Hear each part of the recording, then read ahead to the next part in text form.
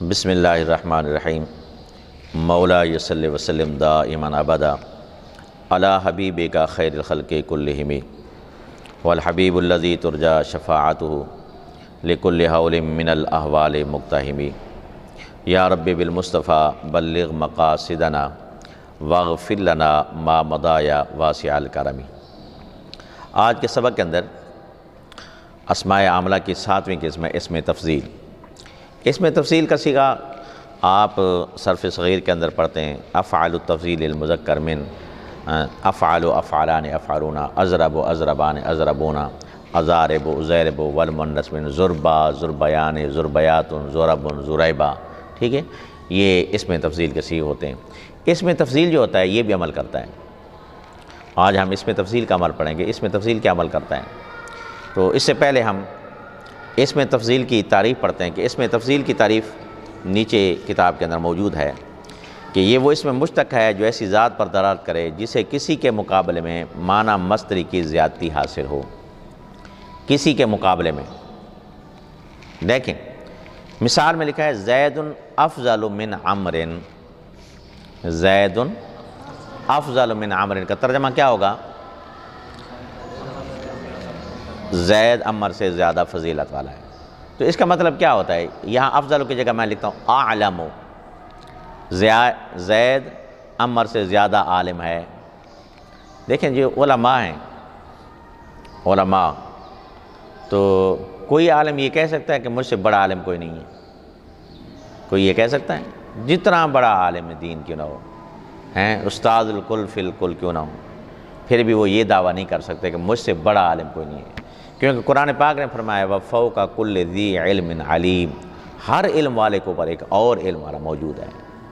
ہیں جی، سب سے زیادہ کوئی یہ کہے اللہ رب العزت کا علم تو ذاتی ہے، ہیں جی، اس کے ساتھ تو کوئی تقابل نہیں ہے۔ سب سے زیادہ علم جو ہے ہم سب کے نبی آخر زمان صلی اللہ علیہ وسلم کے پاس ہے۔ اس کے بعد کوئی یہ کہتا ہے کہ میرے پاس جو علم ہے وہ کسی کے پاس نہیں، یہ غلط ہے، یہ دعویٰ نہیں۔ علم کی کوئی انتہا نہیں۔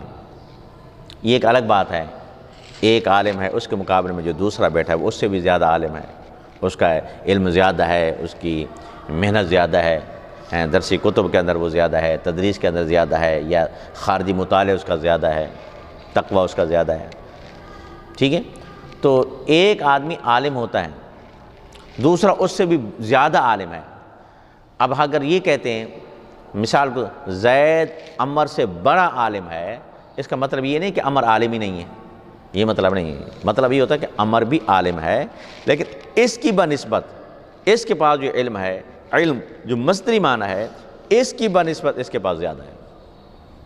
مصدری معنی کی زیادتی پائی جائے بنسبت غیر کے، اس کے اندر مصدری معنی کی زیادتی ہوتی ہے بنسبت غیر کے، یعنی دوسرے کے مقابلے میں، اس کے اندر دوسرے کے مقابلے میں ہوتا ہے۔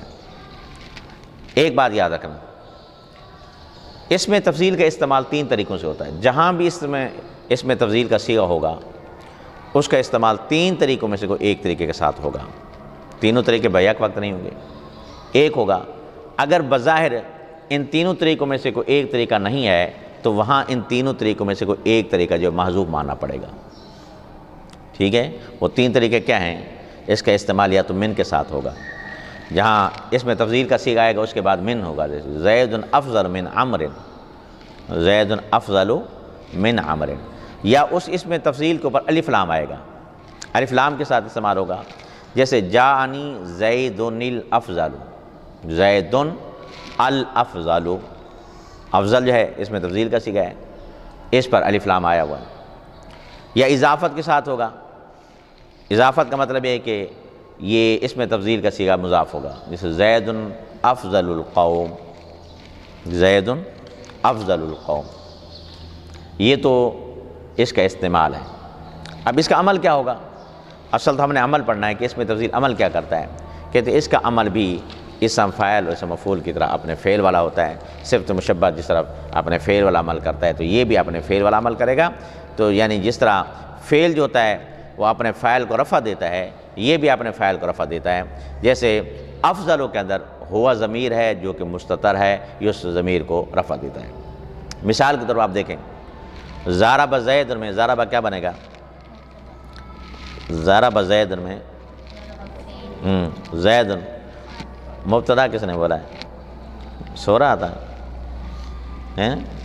ضرب زید میں زید ضرب مبتدا سو رہا تھا. ضرب کیا بنے گا؟ زید کیا بنے گا؟ اس مثال میں ضرب نے عمل کیا کیا ہے؟ زید کو رفع دیا شہباز. اس مثال میں کیا کیا؟ زید کو رفع دے دیا. اس کا فاعل ہے، اپنے فاعل کو رفع دیتا ہے. اور ایک عبارت ہے ضربا، خالی ہے ضربا. اس میں ضربا نے کیا عمل کیا؟ یہ فعل ہے نا، اس کا فاعل کون ہوگا؟ ہوا ضمیر. تو اس کا مطلب ہے بغیر فاعل کے تو کوئی فعل نہیں نہ ہو سکتا. بغیر فاعل کے کام کرنے والا نہ اور کام ہو جائے.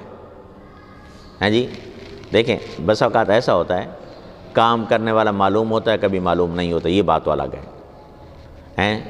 زید کو کسی نے قتل کیا ہے، قاتل خالد زیدن، دیکھنے والوں نے دیکھ لیا تو انہوں نے کہا خالد نے قتل کیا ہے، یہ معلوم ہو گیا. ایک ہے قتل زید، زید قتل کیا گیا. زید قتل کیا گیا، کس نے قتل کیا؟ جب پتہ ہی کچھ نہیں بھی کوئی قتل کر کے چلا گیا، فرار ہو گیا، پتہ نہیں چلا تو پھر مجہول ہو جاتا ہے. لیکن کوئی نہ کوئی ہے تو اسے نہ قتل کرنے والا، کوئی نہ کوئی جس نے گولی ماری ہے، مارنے والا ہے تو ہے تو صحیح.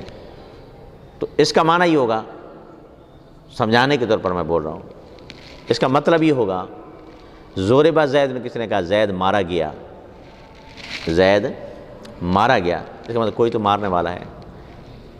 بغیر فاعل کے فعل نہیں ہو سکتا. ایک بات یاد رکھنا. اچھا ایک بات اور بتائیں مجھے، یہاں ایک گلاس پڑا ہوا ہے ڈیسک کے اوپر بھرا ہوا، میں باہر جاتا ہوں واپسی آیا تو ڈیسک میں پانی خالی ہے. ہاں جی اس کا کیا مقصد ہوگا؟ کسی نے پیا ہے بچے نے؟ ہاں جی اب میں نے آ کے پوچھا کہ کس نے پیا ہے، سارے کے سارے چپ ہیں، خاموش ہیں، کوئی بھی نہیں ملا.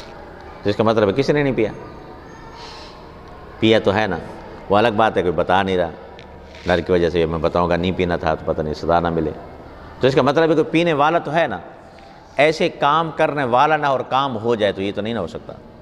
تو ایسے بغیر فاعل کے فعل کوئی نہیں ہوتا. وہ الگ بات ہے کبھی اس کے اندر فعل جو ہوتا ہے وہ پوشیدہ ہوتا ہے، کبھی نظر نہیں آتا.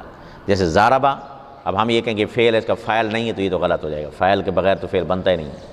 ہاں البتہ یہ کہیں کہ اس کے اندر ہوا ضمیر ہے تو اب ہم یہ کہیں گے کہ یہاں پر ضربا نے ہوا کو رفع دے دیا ہے. وہ مبنی ہونے کی وجہ سے بھرے ہوا لکھا ہوا ہے، محلاً وہ مرفوع ہے، تو یہاں پر ضربا نے ہوا کو رفع دیا. اچھا یہ بتائیں زید ضربا میں زید کیا بنے گا؟ زید مبتدا، یہ فاعل نہیں بن سکتا. زید کو فاعل بنا دیں، معاذ نہیں بن سکتا. کیوں نہیں بن سکتا؟ اسم ہے تو فاعل اسم نہیں ہوتا. بات تو ٹھیک ہی ہے، تو نے بات تو ٹھیک ہے کہ فاعل نہیں بن سکتا، لیکن دلیل ٹھیک نہیں دی. کہہ رہا ہے یہ اسم ہے تو ضرب زیدن اگر پڑھ لیں تو زیدن بھی تو اسم ہوگا. ضرب زیدن یہاں بھی تو زید اسم ہے، وہ تو فعل بن رہا ہے. یہ آخر ہے پہلے، تو پھر یہ کہو بات یہ بھی ٹھیک ہے آپ نے، لیکن پھر آپ نے یہ کیوں کہا کہ اسم ہے؟ پھر یہ کہنا چاہیے کہ فاعل جو ہوتا ہے وہ فعل پر مقدم نہیں ہو سکتا. یہ کہتا ہے اصل بتانا یہ ہے کہ فاعل کبھی فعل سے پہلے نہیں آ سکتا. مفعول پہلے آ سکتا ہے، مفعول پہلے آ سکتا ہے. ایاک نعبد و ایاک نستعین، ایاک مفعول ہے، نعبد فعل فاعل ہے. مفعول پہلے آ سکتا ہے لیکن فاعل پہلے نہیں آ سکتا. لہذا کوئی پوچھے زید ضربا، جیسے آپ نے بتایا کہ یہ فاعل نہیں بن سکتا، بات تو بالکل ٹھیک ہے، بات تو نے اچھی کی ہے، لیکن دلیل ٹھیک نہیں دی آپ نے. ہیں جی تو اب آپ آئندہ یہ یاد رکھنا کہ یہ مبتدا ہے، بھائی فاعل نہیں بن سکتا. نہیں، یہ نہیں کہنا کہ اسم ہے، بلکہ یہ کہیں گے کہ فاعل کبھی بھی فعل پر مقدم نہیں ہو سکتا. فاعل کبھی فعل پر مقدم نہیں ہو سکتا، پہلے نہیں آ سکتا. یہ بات سمجھ آ گئی؟ تو اب ہم یہ کیا کہیں گے؟ ایک تو اس میں تفضیل کی تعریف یاد کریں گے، دوسرا یہ اس میں تفضیل کا استعمال 3 طریقوں کے ساتھ ہوگا، یا تو من کے ساتھ ہوگا، یا معرب اللام ہوگا، یا معرب اللام کی طرح مضاف ہوگا. آپ اذان دیتے ہیں، تکبیر پڑھتے ہیں، کہتے ہیں نا اللہ اکبر، اکبر اس میں تفضیل کا صیغہ ہے. اکبرو، اب بتاؤ یہاں اکبرو، یہاں اس میں تفصیل کا استعمال کس کے ساتھ ہو رہا ہے؟ یہاں تو من بھی نہیں ہے، معرب اللام کی طرح مضاف بھی نہیں ہے، اکبروں پر الف لام بھی نہیں ہے، تو پھر ابھی تو ہم نے پڑھا کہ اس کا استعمال تینوں میں سے ایک کے ساتھ ہوگا، تو یہاں عبارت محذوف ہوگی۔ بتانا یہ تھا اگر تینوں میں سے کسی ایک کے ساتھ اس کا استعمال نہیں ہے تو پھر سمجھ لو یہاں پر کوئی نہ کوئی عبارت محذوف ہے۔ یہاں عبارت کیا محذوف ہوگی؟ عبارت محذوف ہوگی اللہ اکبر من کل شیء، اللہ اکبر من کل شیء۔ اکبر کا معنی کیا ہوتا ہے؟ بڑا۔ اللہ بڑا ہے، بھی کس سے بڑا ہے؟ بنسبت غیر کے، کس کے مقابلے میں؟ تو اللہ تعالیٰ جو بڑا ہے تو ہم یہ تو نہیں کہہ سکتے معاذ اللہ ثم معاذ اللہ، سمجھانے کے لیے بول رہا ہوں بھی صرف زید سے بڑا ہے، خالد سے بڑا ہے۔ یہاں تو یہ کہ من کل شیء، اللہ ہر ایک سے بڑا ہے، من کل شیء۔ دیکھیں کسی انسان کے بارے میں کسی انسان سے بڑا، یہ امجد ہے، یہ کسی کے مقابلے میں، اس کے مقابلے میں پوچھیں یہ محیب نام ہے، محیب کے مقابلے میں یہ بڑا ہے کہ چھوٹا ہے امجد؟ امجد بڑا ہے، اور امجد کو ہم جواد کے مقابلے میں کہیں تو یہ چھوٹا ہے کہ بڑا؟ چھوٹا۔ تو ہر انسان کسی کے مقابلے میں بڑا ہے تو کسی کے مقابلے میں چھوٹا ہے۔ ہر انسان اپنے بیٹے سے تو بڑا ہے نا، اور اپنے باپ سے چھوٹا ہے نا، تو یقینی بات ہے۔ جس کا مطلب ہے ہر انسان کسی سے بڑا ہے، کسی سے چھوٹا، کسی سے بڑا، کسی سے چھوٹا۔ کسی کے بارے میں یہ تو نہیں کہہ سکتے نا یہ انسان سب سے بڑا ہے، یہ تو نہیں کہہ سکتے۔ لیکن اللہ تعالیٰ کی ذات کے بارے میں یہ کہتے ہیں اللہ اکبر من کل شیء۔ اکبر اس میں تفضیل کا صیغہ ہے تو اس کے اندر عبارت محذوف ہے من کل شیء، اللہ بڑا ہے۔ بھی یہاں جو بڑا ہے تو کس کے مقابلے میں؟ کوئی ایک دو افراد ہیں یا مخلوق نہیں، من کل شیء، اللہ ہر ایک چیز سے بڑا ہے۔ تو یہاں بھی جہاں بھی اس میں تفضیل کا صیغہ ہوگا تو ایک تو یہاں اکبروں میں جو ہوا ضمیر ہے اکبر نے اس کو رفع دے دیا، جہاں بھی اس میں تفضیل ہوگا تو اس کے اندر جو ضمیر ہوگی اس میں تفضیل اس کو رفع دیتا ہے، جس طرح کہ ضربہ کے اندر ضربہ ہوا ضمیر کو رفع دیتا ہے۔ تو اس میں تفضیل کی تعریف یاد کرنی ہے، تعریف کے ساتھ ساتھ اس کے استعمال کا طریقہ یاد کرنا ہے، اور اس کے استعمال کے طریقے کے ساتھ اس کا عمل جو ہے وہ یاد کرنا ہے۔ چلیں۔